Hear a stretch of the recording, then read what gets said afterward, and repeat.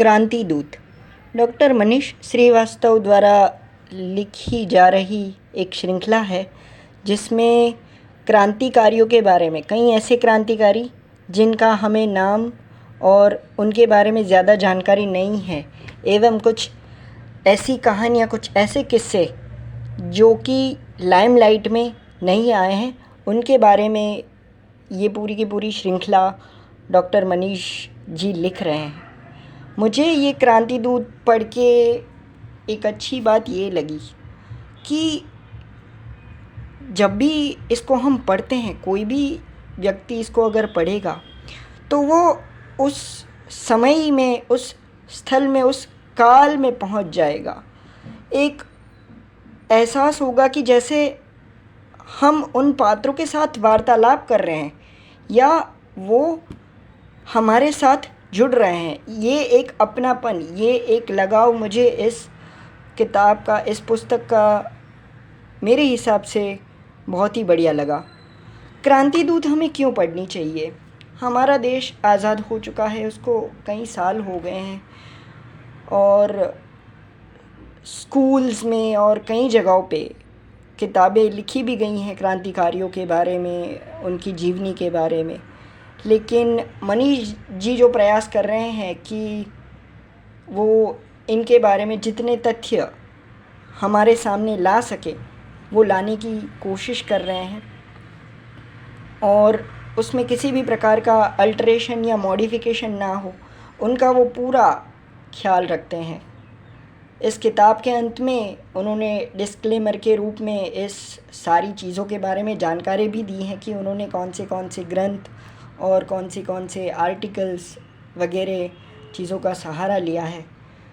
क्रांति दूत जब हम पढ़ते हैं तो ऐसा लगता है कि वो सिर्फ क्रांतिकारी नहीं थे, वो भी हमारी तरह हंसते थे, गाते थे, बोलते थे, हंसी मश्करी भी करते थे।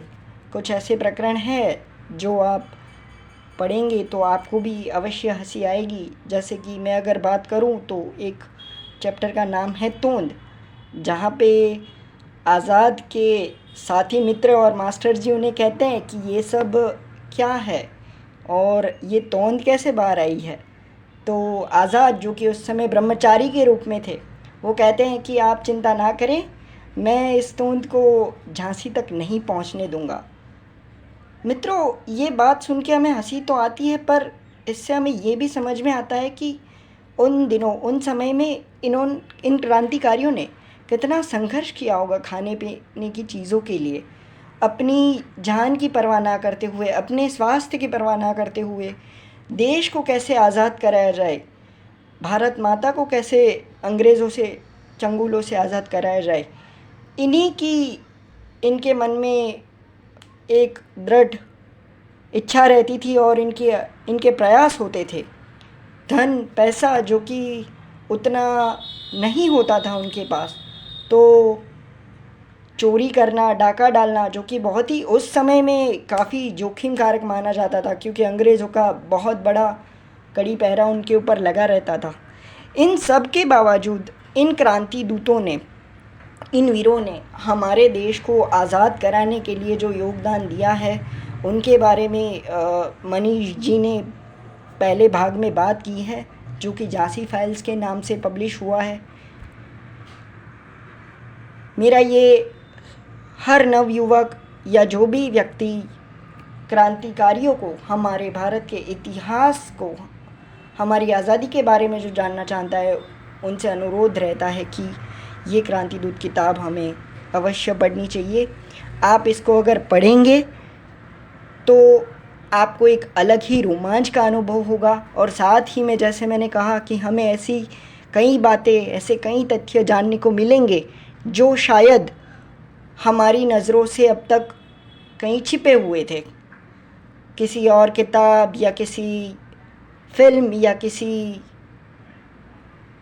आर्टिकल में जो बातें कवर नहीं की गई हैं या जो रह गई हैं, उन बातों को इस क्रांति दूत किताब के माध्यम से हम जान पाएंगे।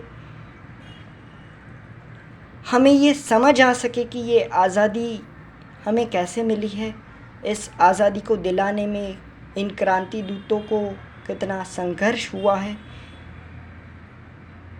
इसका क्या मोल है। इसलिए ये किताब अवश्य हर किसी को पढ़नी चाहिए। और अगर मान भी लीजिए कि किसी को इतना इंटरेस्ट नहीं भी है, फिर भी जनरल नॉलेज के लिए भी क्रांति दूत ये किताब पढ़ी जा सकती है, ताकि हमें भारत की आज़ादी में योगदान देने वाले इन वीर सपूत, इन क्रांति दूतों के बारे में जानने को मिले और हमारे ज्ञान में बढ़ोतरी हो। मनीष सर ने कई और किताबें भी लिखी हैं, लेकिन उनके बारे में बात मैं फिर कभी करूँगा। अभी तो आपको झांसी फाइल्स क्रांति दूत भाग 1 पढ़नी चाहिए। उनका दूसरा भाग काशी आ चुका है, उसके बारे में मैं जल्द ही बात करूँगा।